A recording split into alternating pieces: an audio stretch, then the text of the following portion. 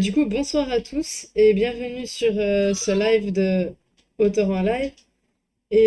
Donc ce soir, c'est Annelise que nous écoutons qui va nous présenter ses romans. Et Bonsoir. merci à Melody Green de nous avoir suivis. Et, euh, et du coup, Annelise, je te laisse te présenter. Bonsoir, moi c'est Anis Blasco. Je présente mes livres du coup, c'est ça? Non, Ou là moi? tu te présentes toi-même. Moi-même. Eh bien, Voilà. enchantée. Alice Blasco, j'ai 34 ans, avignonnaise d'origine, actuellement à Lyon. Euh, auteur, autrice, selon les versions. Euh, je sais pas trop quoi dire de plus. D'accord. Juste du coup, est-ce que tu as bien coupé le son sur Twitch, histoire Oui, d'être sûr? D'accord, j'ai même enlevé Twitch directement pour éviter l'écho, si t'avais un écho. d'accord. Du coup, bonsoir Stéphie dans le chat.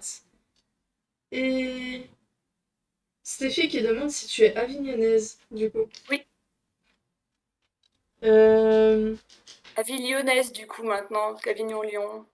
Voilà. et Mais oui, alors, avignonnaise de naissance, effectivement. bonsoir Jordan. Et du coup, depuis combien de temps écris-tu? Alors, c'est une très bonne question en fait.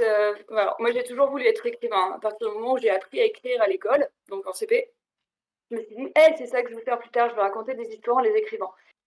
Et donc, bon, j'ai pas écrit des histoires tout de suite, hein, forcément, sinon c'est compliqué, mais petit à petit, quand même, en grandissant, j'écrivais un petit peu des petites nouvelles, plus en plus longues. Et après, j'ai commencé à faire des histoires vraiment qui ressemblaient à des histoires. Et Akkad, donc qui est ma saga, c'est la première vraie que j'ai terminée, la première originale en tout cas. Et je l'ai commencé quand j'avais 15 ans. Donc ça va bientôt faire 20 ans que j'écris ma saga. Donc il m'aura fallu 20 ans à partir du moment où le début de l'histoire m'est venu en tête jusqu'au moment où le dernier tome est sorti sur papier. Et qu'est-ce qui t'a donné envie d'écrire? Comme je l'ai dit, c'était vraiment une évidence en fait. C'était, je voulais raconter des histoires quand j'étais petite et quand j'ai appris à écrire, j'ai su que c'est comme ça que je voulais les raconter, en les écrivant. C'est difficile de dire comment ça m'est venu parce que ça m'est juste venu. D'accord. Bonsoir Mélodie. Et du coup, merci de nous avoir rejoints. Annelise, sinon, est-ce que tu as des écouteurs? Peut-être que ça ira mieux au niveau de l'écho.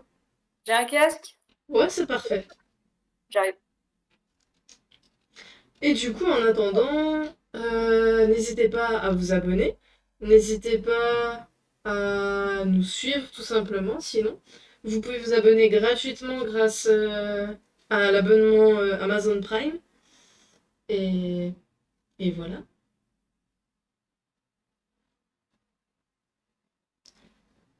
Bonjour. Bonjour, attends, voilà. Alors du coup, on va continuer avec les petites questions. Et il me semble que tu es en maison d'édition, c'est bien ça? Et C'est du bien coup, ça, Lentois Édition. pourquoi avoir choisi cette méthode d'édition? Alors, j'ai tenté l'auto-édition à un moment donné et je trouvais pas ça facile, on n'est pas bien référencé, c'est plus compliqué, beaucoup de niveaux.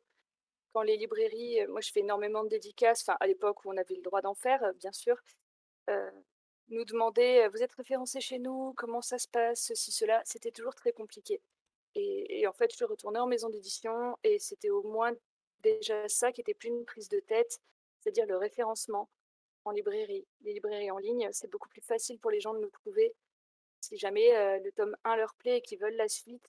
Quand j'étais en auto-édition, c'était hyper difficile pour eux, alors que maintenant que je suis en maison d'édition, en gros, ils vont sur le site de la maison d'édition et ils trouvent mon livre.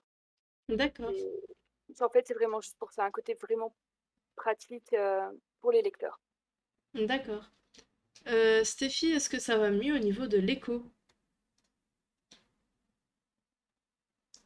Et du coup, en attendant, quel genre écris-tu le plus? Ah, et du coup, Stéphie qui demande dans quelle maison d'édition tu es. L'Encre Rêve Édition. Euh, Et du coup, quel genre écris-tu le plus? Alors, mon bébé, c'est du fantastique. Et c'est un peu mon genre de prédilection, parce que j'adore la magie, ça permet vraiment de s'évader, d'inventer ses propres codes, de faire tout ce qu'on veut. Là, je me suis essayée à d'autres livres. J'ai notamment écrit un livre avec des enfants qui est du polar. J'ai écrit une histoire d'amour. Je n'ai pas envie de la catégoriser parce que ça rentre pas vraiment dans les critères d'une histoire d'amour, mais tout de même. Et j'ai écrit une histoire des liens familiaux aussi. Enfin, c'est plus vraiment des histoires de vie. Mais c'est vrai que je suis en train de revenir un petit peu au fantastique, voire limite merveilleux en fait. C'est vraiment celui dans lequel je me sens le plus à l'aise. D'accord. Et du coup, bah, je vais te laisser nous présenter ta saga. Eh bien, hop, donc je vous montre le premier et le dernier, hein, parce qu'il y en a 8 et que ça prend de la place dans les mains. Mais je peux vous les montrer, ils sont à côté de moi. Donc le tome 1 et le tome 8 qui est sorti très récemment. Et donc c'est l'histoire de 5 enfants qui vont se rencontrer au lycée, développer des pouvoirs magiques et apprendre à venir d'une autre planète. Donc ce sont les descendants de la famille royale et on leur explique qu'ils ont été envoyés sur Terre bébé pour être protégés du frère du roi qui lui veut prendre le pouvoir pour faire régner le mal pour toujours. Donc c'est pas un mec très sympa, hein, mais eux ils sont venus au monde pour l'arrêter. Et sinon, ils peuvent aussi le rejoindre. En fait, ils ont vraiment le libre arbitre. C'est pour ça qu'on les envoie sur Terre, pour essayer de les tenir un petit peu loin de ce jeune homme très festif.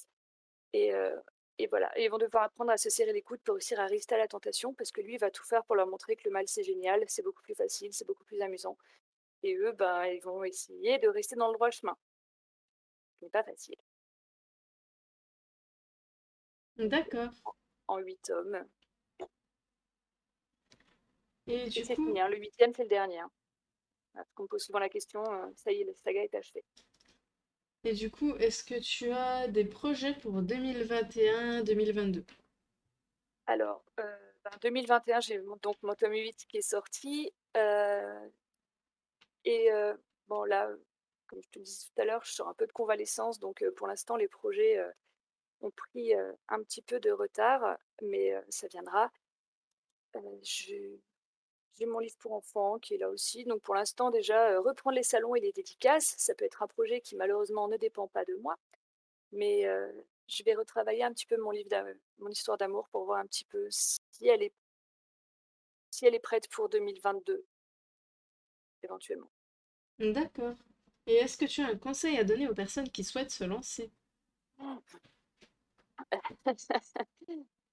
Soyez vraiment motivés, vraiment, et courage. Enfin, là, en plus, c'est vrai que la période n'aide pas vraiment au lancement, mais enfin, c'est vraiment très difficile comme métier. Et si vous n'êtes pas vraiment motivé, ça va être encore plus difficile. Pas dire que c'est impossible parce que rien n'est impossible, mais faut vraiment y croire, il faut tout donner et il faut rien lâcher parce que c'est normal de galérer dans les premiers temps, mais c'est que du bonheur quand ça marche. Et voilà, donc courage. Et du coup, nous allons passer bah, aux questions surprises. Donc, la première, si tu pouvais être ami avec un personnage de dessin animé, qui choisirais-tu? De dessin animé, Cusco. Il me D'accord. fait trop rire. Non, mais il me fait trop rire. Bon, c'est mon dessin animé préféré, mais j'adore. J'aurais plutôt pris Kronk du coup, Ah oui, ouais, plutôt que ouais. Cusco, parce qu'il est beaucoup plus sympa que Cusco, mine de rien. C'est con, c'est pas difficile d'être ami avec lui. Oui. Il aime bien tout le monde. Même en étant un écureuil, tu peux être ami avec lui, donc. Et du coup, deuxième question, quel âge aimerais-tu avoir en permanence? Bon, celui que j'ai là, il me va bien, hein. D'accord. Bah, moi, depuis que j'ai 30 ans, je m'éclate, donc ça me va très bien. Si je pouvais rester à 30 ans, ça serait parfait. Dans quelle ville rêves-tu de vivre? Glasgow. Euh, Dans quel univers de film ou de jeux vidéo voudrais-tu vivre? pense que la réponse est derrière moi. Star Wars, Star pour Wars. les personnes qui voient pas beaucoup. Ouais, voilà. Je vois pas Euh, Star Wars, d'ailleurs, Glasgow juste à côté aussi. Enfin, parce que les réponses, elles étaient un peu déjà données sur mon mur. et du coup, dernière question, sur quel sujet pourrais-tu faire une présentation de 40 minutes sans préparation? Cette question, visiblement, euh, oui, j'ai déjà fait sur comment amener les enfants à lire. J'ai déjà fait une conférence dessus sans la préparer. Et j'ai tenu une trentaine de minutes. Donc, je vais garder cette idée-là. Comment amener les adolescents à lire. D'accord. Donc, nous en avons fini là pour la première partie du live. Donc, pour les personnes qui nous regardent sur YouTube, on va vous dire au revoir. Donc, si cette vidéo vous a plu, n'hésitez pas à vous abonner, à commenter, pour poser des questions en commentaire. N'hésitez pas. Sûrement que Annelise y fera un tour et vous répondra. Euh, Cliquez sur le pouce bleu pour sauver les personnages de Jordan. Et, euh, et voilà, abonnez-vous si vous aimez notre contenu, ça nous aide beaucoup. Et, et à bientôt pour une prochaine vidéo. Au revoir.